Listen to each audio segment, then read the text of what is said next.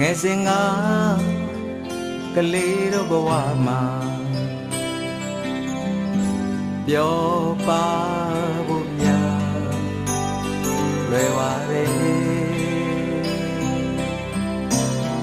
ကိုရ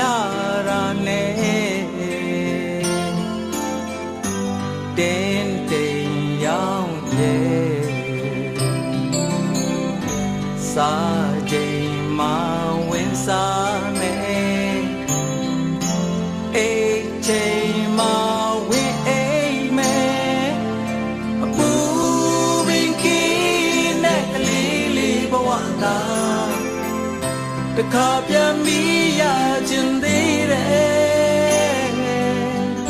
အပြစ်မသိသေးတဲ့ကလေးလေးဘဝကိုတခါပြန်ပြီးရောက်ချင်သေးတယ်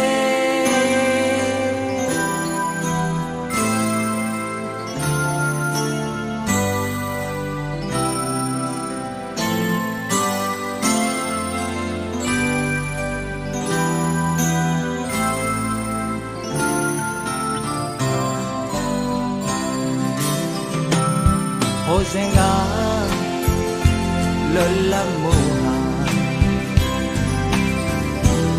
အခုများပြောင်းလို့နေပါပြီတန်ရောစင်နေတော့နောင်ရဲ့ကဲသွားခြင်းရာကိုမတော်နိုင်လို့ခြင်းရာကိုမလုံးနိုင်အပူပင်ကင်းတဲ့ကလေးလေးဘဝသာတခါပြန်ပြီးရချင်သေးတယ်အပြစ်မသိသေးတဲ့ကလေးလေးဘဝကိုတခါပြန်ပြီးရချင်သေးတယ်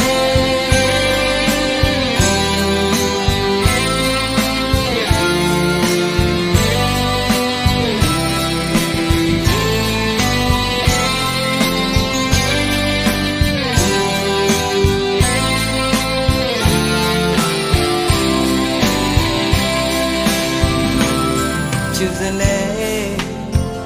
နှလုံးသားလေးဟာအယောင်အမျိုးမျိုးစုံ